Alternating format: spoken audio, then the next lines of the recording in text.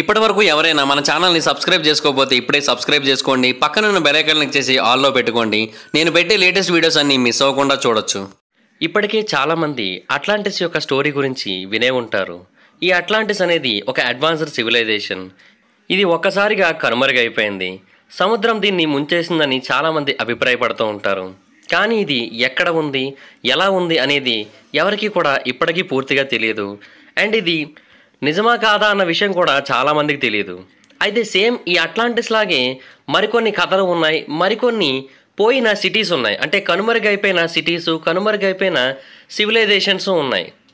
అవి కూడా నీటి కిందో, ఎడారుల కిందో, ఇసుక కిందో, అడవుల్లోనో ఎక్కడో ఒక చోట దాక్కుని ఉండి ఎవరికంటా పడకుండా ఎన్నో ఏళ్ల పాటు అలాగే ఉండిపోయి శిథిలావస్థకి చేరుకుంటూ ఉంటాయి. అయితే ఆ సిటీస్ గురించి మనం ముందు విన్నప్పుడు ఏమనుకుంటామంటే అవి నిజం కాదు, అవి కేవలం పుకార్ల వల్ల పుట్టిన సిటీసే అని అనుకుంటూ ఉంటాం. అవి మిత్స్ అనుకుంటాం, అవి లెజెండరీ సిటీస్ అనుకుంటాం. కానీ నిజానికి అవి కూడా రియల్ లైఫ్లో కనిపిస్తూ ఉంటాయి. అలాగా ఫిక్షన్ అని మనం అనుకున్నప్పటికీ కూడా నిజంగానే ఉన్న ఒక 5 లెజెండరీ సిటీస్ గురించి మనం ఇప్పుడు ఈ వీడియోలో తెలుసుకుందాం. అండ్ దీనికి పార్ట్ 2 కూడా వస్తుంది. ఈ వీడియోకి మీరు 10K లైక్స్ ఇస్తే నేను పార్ట్ 2 కూడా అప్లోడ్ చేస్తాను. బట్ ఈ వీడియో నచ్చితేనే లైక్ చేయండి, బట్ నచ్చితే లైక్ చేయడం మర్చిపోకండి అని చెప్తున్నా. Target 10K likes. ఇవి అట్లాంటిస్ లాగా నీటిలో మునిగిపోయి ఉండొచ్చు, లేదా ఎల్డోరాడో లాగా గోల్డెన్ స్ట్రీట్స్ని కలిగి ఉండొచ్చు, లేదా శంబానా లాగా అత్యంత పీస్ఫుల్ మౌంటైన్స్ని కలిగి ఉండొచ్చు. ఏమైనా జరగచ్చు. సో ఒకసారి ఆ సిటీస్ ఏంటి అనేది ఈ వీడియోలో తెలుసుకుందాం. Number 1, Helike, Greece, the real life Atlantis. దీని గురించి హోమర్ తన యొక్క పుస్తకాలలో రాశారు. ఈ లెజెండరీ సిటీ అయిన హెలికే గురించి ఎన్నో చోట్ల ప్రస్తావింపబడింది. అండ్ ఇంకొకటి ఏంటంటే దీనికి అట్లాంటిస్కి మధ్య 2 సిమిలారిటీస్ అనేవి ఉన్నాయంట. ఇది కూడా కల్చర్ పరంగా చాలా అడ్వాన్స్డ్ ఉంటుంది, చాలా రిచ్గా ఉంటుంది. అండ్ దీనికి కూడా సేమ్ ట్రాజడీ అనేది ఏర్పడిందంట. సముద్రం అనేది దీన్ని ముంచేసిందని చెబుతూ ఉంటారు. ఒకప్పుడు ఈ హెలికే అనేది చాలా ముఖ్యమైన ప్రాంతం. ఎకనామికల్గా, కల్చర్గా, పొలిటికల్గా అన్నిటికీ సెంటర్లో ఉండేదంట. అండ్ ఈ నగరానికి చుట్టుపక్కల ఉన్న 12 నగరాలలో ఉన్న లీడర్స్ అందరూ కూడా ఒక డిప్లొమాటిక్ గవర్నమెంట్ని ఏర్పాటు చేసుకొని ఈ నగరం నుంచే మొత్తం అన్ని నగరాలని కూడా పరిపాలించేవారంట. అయితే బిఫోర్ ది కరెంట్ ఎరా 373వ సంవత్సరంలో విపరీతంగా వర్షం అనేది కురుస్తున్న టైంలో ఒకరోజు రాత్రిపూట ఆ నగరం మొత్తం పూర్తిగా కనుమరుగైపోయింది. అండ్ ఏమైందనేది కూడా ఎవరికీ పూర్తిగా తెలియలేదు. హాయ్ ఫ్రెండ్స్, మీరు ఎప్పుడైనా సరే 5,000 రూపాయల ప్రోడక్ట్ 250 రూపాయలకి రావడానికి గమనించారా? లేదు కదా. కానీ అమెజాన్, ఫ్లిప్కార్ట్ లాంటి కంపెనీస్ ఏం చేస్తూ ఉంటాయంటే కొన్ని గోల్డెన్ హవర్స్ టైంలో మెగా డీల్స్ ఇస్తూ ఉంటాయి. ఆ డీల్స్ టైంలో ఒక్కొక్క ప్రోడక్ట్ మీద 90% నుంచి 95% వరకు డిస్కౌంట్ అయితే ఉంటుంది. అయితే ఈ డీల్స్ కోసం మీరు కాన్స్టెంట్గా ఆ యాప్స్ చెక్ చేస్తూ ఉండలేరు కదా. కానీ మీకోసం నేను వాటన్నిటిని కూడా కాన్స్టెంట్గా చెక్ చేస్తూ ఉంటాను. అండ్ దాంట్లో ఎప్పుడు ఏ డీల్ పెట్టినా కూడా ఇమీడియట్గా మీకు ఆ ప్రోడక్ట్ని అయితే షేర్ చేస్తాను. మీరు ఇమీడియట్గా ఆ ప్రోడక్ట్ని పర్చేస్ చేయొచ్చు దాని నుంచే. అండ్ అంతేకాదు కొన్ని ఎక్స్ట్రాడినరీ ప్రొడక్ట్స్ ఉంటాయి, వాటిని మీరు బయట ఎక్కడ కూడా చూడరు. వాటి గురించి కూడా నేను మీకు షేర్ చేస్తాను. మీరు సింపుల్గా చేయాల్సింది ఒకటే, కింద డిస్క్రిప్షన్లో మన టెలిగ్రామ్ ఛానల్ లింక్, మన వాట్సాప్ ఛానల్ లింక్, మన ఇన్స్టా బ్రాడ్కాస్ట్ ఛానల్ లింక్ ఉంటాయి. వీటిలో మీరు ఏ యాప్ ఎక్కువగా వాడతారో ఆ యాప్కి సంబంధించిన లింక్ మీద క్లిక్ చేసి ఆ యాప్లో ఉన్న మన ఛానల్ని ఫాలో అవ్వండి. దాంట్లో రెగ్యులర్గా చాలా ప్రొడక్ట్స్ అయితే మీకు అప్డేట్ అవుతూ ఉంటాయి. అండ్ ఆ ప్రొడక్ట్స్లో మీకు ఏది నచ్చినట్టయితే దాన్ని మీరు కొనుగోలు చేయొచ్చు వెంటనే. సో డిస్క్రిప్షన్లో లింక్స్ ఉన్నాయి, వెంటనే ఫాలో అవ్వండి. అయితే ఆ నగరానికి చెందిన కొన్ని గుర్తులు మాత్రమే అప్పట్లో ఉన్న ప్రజలకి కనబడ్డాయంట. అవేంటి అంటే ఈ నగరంలో నివసించే కొన్ని జంతువులు అక్కడి నుంచి చాలా దూరంగా పారిపోతూ కనిపించాయంట. అండ్ కొన్ని వేల జంతువులు ఒకటేసారి పారిపోతూ కనిపించాయంట. అండ్ ఇంకొకటి ఏంటంటే ఈ నగరం ఉన్న ప్రాంతంలో విపరీతమైన మంటలనేవి కూడా కనిపించాయని చెబుతున్నారు. చాలామంది నమ్మేది ఏంటంటే ఈ ప్రాంతంలో మొదట భూకంపం అనేది వచ్చిందని, ఆ తర్వాత ఆ భూకంపం కారణంగా సునామీ అనేది గల్ఫ్ ఆఫ్ కోరింత్ మీదుగా ఈ నగరం మీదకి వచ్చి ఈ నగరం మొత్తాన్ని కూడా సమూలంగా తుడిచిపెట్టేసిందని చెబుతూ ఉంటారు. భూకంపం వచ్చిన మరుసటి రోజు తెల్లవారుజామున రెస్క్యూ పార్టీ వాళ్ళు ఈ నగరం ఉన్న ప్రాంతానికి చేరుకున్నారంట. కానీ అక్కడ వాళ్ళకి ఏమీ కనిపించలేదంట. అయితే ఈ హెలికే నగరాన్ని మళ్ళీ 1988లో కనుగొన్నారు. 2 ఆర్కియాలజిస్టులు కోస్టల్ వాటర్స్ దగ్గర కోస్టల్ వాటర్స్కి సంబంధించిన మినరల్ వాల్యూస్ గురించి లేదా కోస్టల్ వాటర్స్లో ఉన్న ఇంప్యూరిటీస్ గురించి పరిశోధనలు అనేవి చేస్తున్న టైంలో వాళ్ళకి నీటి కింద ఈ సిటీ అనేది కనిపించింది. ఈ సిటీ మీద 10-15 ఏళ్ల పాటు స్టడీస్ అనేవి చేసిన తర్వాత తెలిసిన విషయం ఏంటంటే ఈ నగరం అనేది పూర్తిగా నీటి కింద కనుమరుగైపోలేదని, ఇది ల్యాండ్ కిందే కనుమరుగైపోయిందని చెప్పారు. అంటే ఈ నగరంలో ఏర్పడిన భారీ భూకంపం కారణంగా అక్కడ ఉన్న బిల్డింగ్లన్నీ కూడా కుప్పకూలిపోయి ఆ తర్వాత వచ్చిన సునామీ కారణంగా మొదట అక్కడ ఉన్న నేలలన్నీ కూడా తడి నేలలుగా మారి ఆ తర్వాత చిత్తడి నేలలుగా మారిపోయి ఆ ప్రాంతం మొత్తాన్ని కూడా సమూలంగా తమ యొక్క శిథిలాల కిందే దాచి ఉంచేశాయంట. అండ్ ఆ తర్వాత మళ్ళీ కాలం అనేది గడిచిన కొద్దీ ఆ ప్రాంతంలో పడిన వర్షాల కారణంగా ఆ ప్రాంతం అనేది పూర్తిగా నీటితో నిండిపోయింది. అండ్ ఆ ప్రాంతం అనేది ఒక రివర్లా కూడా మారిందంట. ఆ తర్వాత ఆ నది సముద్రానికి కనెక్ట్ అయింది. ఆ తర్వాత ఈ పరిశోధకులు ఆ ప్రాంతానికి వెళ్ళారు. అలాగా దీని గురించి తెలుసుకోగలిగారు. Number 2, Dwarka, India, the home of Krishna. Dwarka నగరం అనేది హిందూయిజంలో ఉన్న మొత్తం అన్ని నగరాలలోకెల్లా అత్యంత పవిత్రమైన నగరంగా, అత్యంత గొప్ప నగరంగా కూడా పేరు తెచ్చుకుంది. ఈ ప్రాంతం అనేది సుమారుగా 5000 సంవత్సరాల చరిత్ర కలిగి ఉందంట. అండ్ ఇప్పటికీ కూడా ద్వారకా నగరానికి సంబంధించి అప్పుడప్పుడు మనం కొన్ని విషయాల్ని వింటూ ఉంటాం. ద్వారకకి సంబంధించిన అవశేషాలు బయటపడ్డాయి అని చెప్పి. ఈ ద్వారక అనేది పురాతన కాలంలో ఉన్న సిటీస్ అన్నిటిలోకెల్లా అత్యంత ధనికమైన నగరం అంట. ఈ నగరంలో సుమారుగా 9 లక్షలకి పైగా ప్యాలెస్లు అనేవి ఉన్నాయంట. అండ్ అంతేకాకుండా ఆ ప్యాలెస్ని క్రిస్టల్స్తో, కోరల్తో, గోల్డ్తో, సిల్వర్తో, సాఫైర్స్తో, పెరల్స్తో, ఎమరాల్డ్స్తో ఇలాగా ఎన్నిటితోనూ అద్భుతంగా నిర్మించారంట.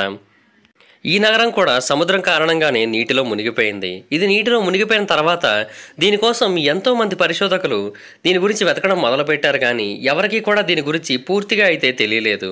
కానీ 1993లో ఇండియాకి దగ్గరలోని ఒక సీపోర్ట్కి దగ్గరలో నీటి కింద కొన్ని అవశేషాలు బయటపడ్డాయి.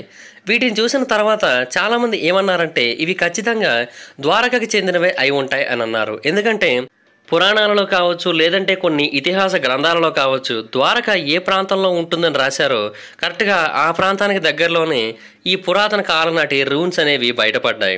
అండ్ వాటి మీద చేసిన కొన్ని స్టడీస్ ఆధారంగా ఆ నగరం అనేది 9000 సంవత్సరాల నుంచి 32,000 సంవత్సరాల క్రితం నాటిది అని తెలిసింది. అలా చూసుకున్నట్టయితే భూమి మీద ఉన్న అత్యంత ఓల్డెస్ట్ నౌన్ సిటీస్లో ద్వారకా కూడా ఒకటి. అండ్ ఇంకొకటి ఏంటంటే 2nd మిలీనియం BCE టైంలో ద్వారకా సీపోర్ట్ అంత వెల్తియెస్ట్ సీపోర్ట్ ఈ ప్రపంచంలోనే ఇంకెక్కడా లేదంట కూడా.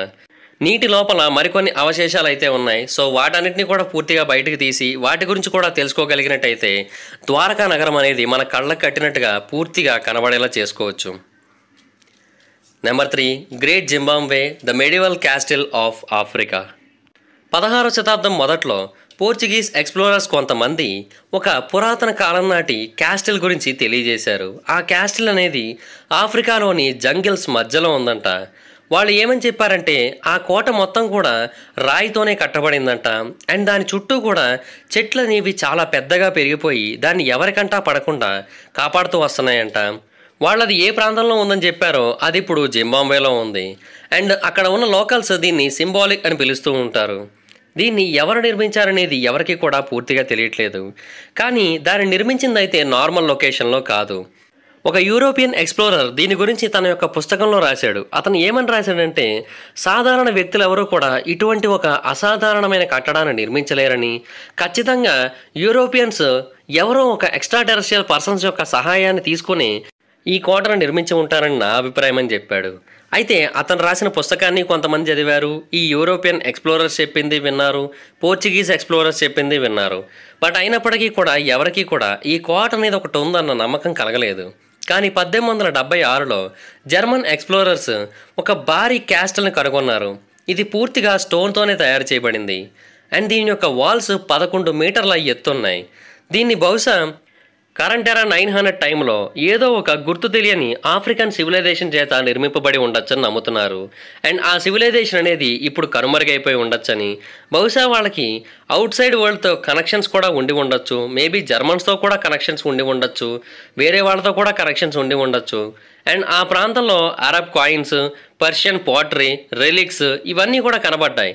వీటిని చూసి మరింత ఆశ్చర్యపోయారు. ఎందుకంటే ఆ రిలిక్స్ చైనీస్ మింగ్ డైనస్టీకి చెందినవి. ఎక్కడో జింబాబ్వేలో ఉన్న కోటలో చైనీస్ మింగ్ డైనస్టీకి చెందిన రిలిక్స్ ఎలా బయటపడ్డాయి అనేది ఎవరికి కూడా అర్థం కావట్లేదు. అయితే చాలామంది ఏమంటారంటే ఆఫ్రికన్ సివిలైజేషన్ అనేది ఒకప్పటి కాలంలోనే చాలా అద్భుతంగా డెవలప్ అయి ఉంది అనడానికి ఈ కోటే ఒక నిదర్శనం అని చెబుతూ ఉంటారు. అండ్ ఆఫ్రికన్ కల్చర్కి మరియు చైనాకి మధ్య ఏదో ఒక సంబంధం ఉంది అనడానికి ఇది ఒక ఉదాహరణ అని కూడా చెబుతూ ఉంటారు. Number 4, Xanadu, China, the palace of Kublai Khan. 1278వ సంవత్సరంలో ఎక్స్ప్లోరర్ అయిన మార్కో పోలో చైనా నుంచి వెనక్కి వచ్చిన తర్వాత ఇన్నర్ మంగోలియాలో ఒక అద్భుతమైన కట్టడాన్ని చూశానని రాశాడు ఆయన. అతను చూసింది కుబ్లాయ్ ఖాన్ యొక్క ఎంపైర్ అండ్ అతని యొక్క కోట. దాని పేరు క్సనాడు. ఆ క్సనాడుని అక్కడ జాంగ్ అని కూడా పిలుస్తూ ఉంటారు. ఆ ప్రాంతంలోనే ఆ గ్రేట్ ఖాన్ నివసిస్తూ ఉండేవాడు. అదే అతని యొక్క ప్యాలెస్. మార్కోపోలో ఆ ప్యాలెస్ గురించి ఏమని చెప్పాడంటే అది ఒక మార్బుల్ ప్యాలెస్ అని, దాని చుట్టూ 26 కిలోమీటర్ల ప్రాంతంలో తోట వంటి ఒక ప్రాంతం ఉందని, అందులో నదులు ఉన్నాయని, ఎన్నో వైల్డ్ యానిమల్స్ కూడా ఉన్నాయని, అది ఒక అడవి మధ్యలో ఒక ప్రపంచంలా కనిపిస్తోందని చెప్పాడు. అండ్ ఆ రాజు దగ్గర 10,000 తెల్లటి గుర్రాలు ఉన్నాయంట. అండ్ ఆ ప్యాలెస్లో గోల్డెన్ ప్యాలెస్ అని మరొక భాగం కూడా ఉందని, దానికైతే డ్రాగన్స్ కాపలా కాస్తాయని కూడా ఆయన అందులో మెన్షన్ చేశాడు. బట్ అది నిజమో కాదో తెలియదు కానీ ఆయన మాటల ప్రకారం అయితే అది ఒక మినీ స్వర్గం అని చెప్పాడు ఆయన. అయితే ఆ ప్యాలెస్ని 1369లో మింగ్ ఆర్మీ వాళ్ళు నాశనం చేసేశారు.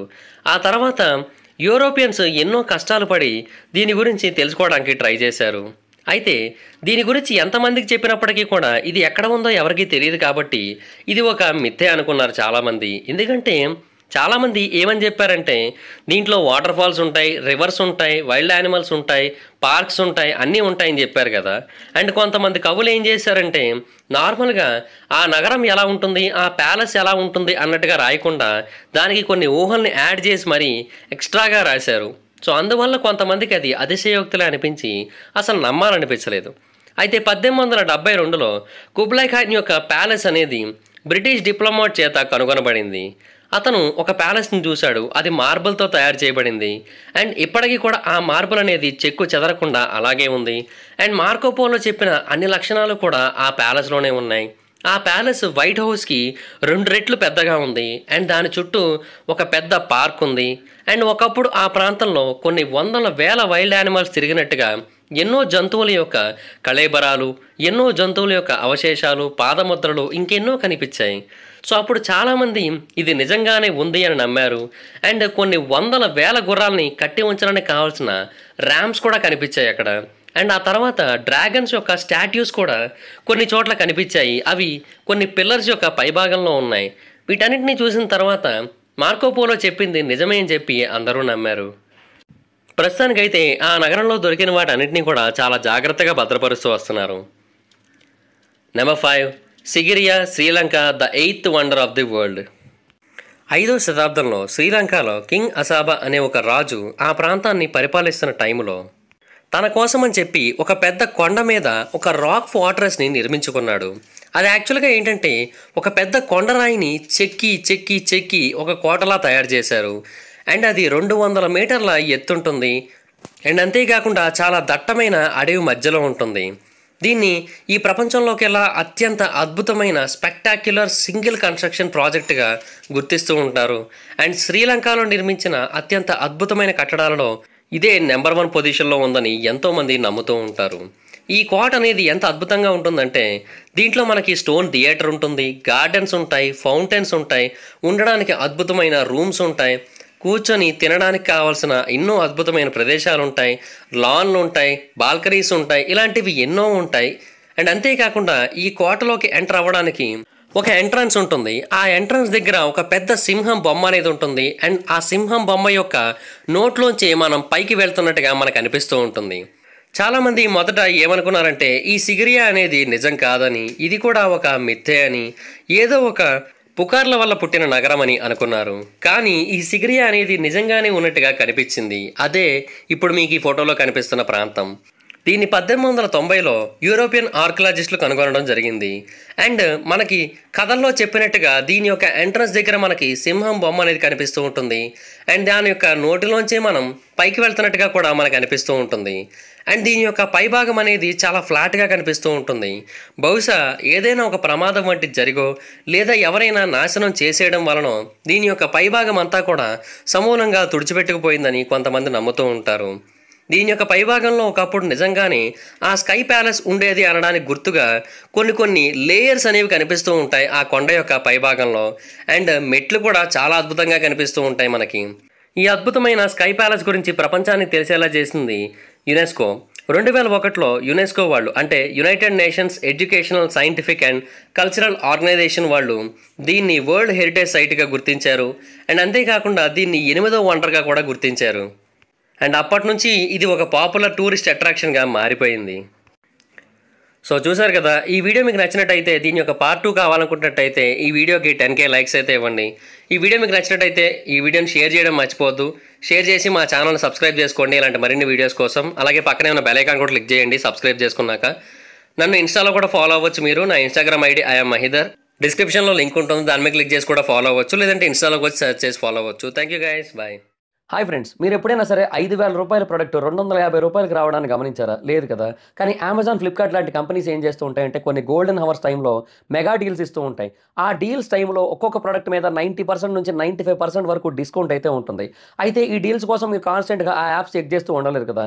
కానీ మీకోసం నేను వాటన్నిటిని కూడా కాన్స్టెంట్గా చెక్ చేస్తూ ఉంటాను. అండ్ దాంట్లో ఎప్పుడు ఏ డీల్ పెట్టినా కూడా ఇమీడియట్గా మీకు ఆ ప్రొడక్ట్ని అయితే షేర్ చేస్తాను. మీరు ఇమీడియట్గా ఆ ప్రొడక్ట్ని పర్చేస్ చేయొచ్చు దాని నుంచే.